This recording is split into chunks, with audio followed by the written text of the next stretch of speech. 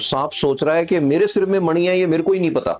बहुत जगह पे है कि नागमणि है सांप, कई और लंबी फेंक देते हैं कि कोबरा होता है या काला सांप होता है ना, वो 100 साल का हो जाता है तब उसके सिर में मणि बनता है, 150 साल का हो जाता है इच्छाधारी बनता है।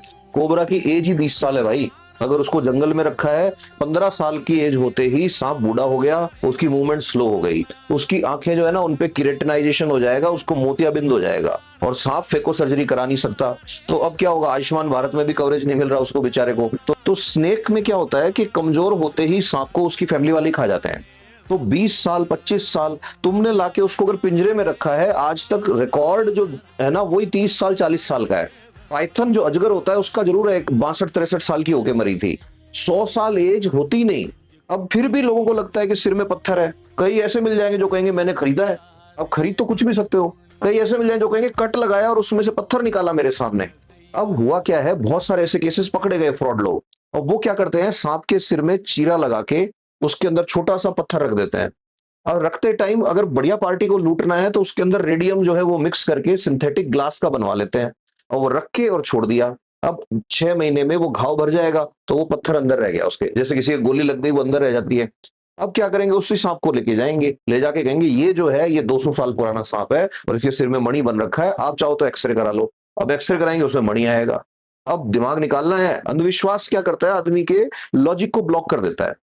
तो अब क्या होगा कि वो आदमी जो है वो मणि के चक्कर में हजारों रुपए लाखों रुपए तक लूटे हैं कई लोगों से, कि भाई ये हाथ में आ गया ना एक बार नाग का पत्थर, तो आई कैन डू एनीथिंग। और ये मिडिल ईस्ट से लेकर के और साउथ ईस्ट एशिया तक हर जगह ये अंधविश्वास चलता है।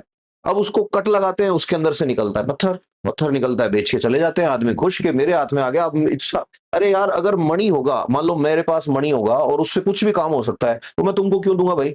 और आज तक कहानियां 5,000 से ज्यादा है मणि की। मणि एक भी नहीं है दुनिया में किसी के पास जिससे कुछ अलग हुआ हो।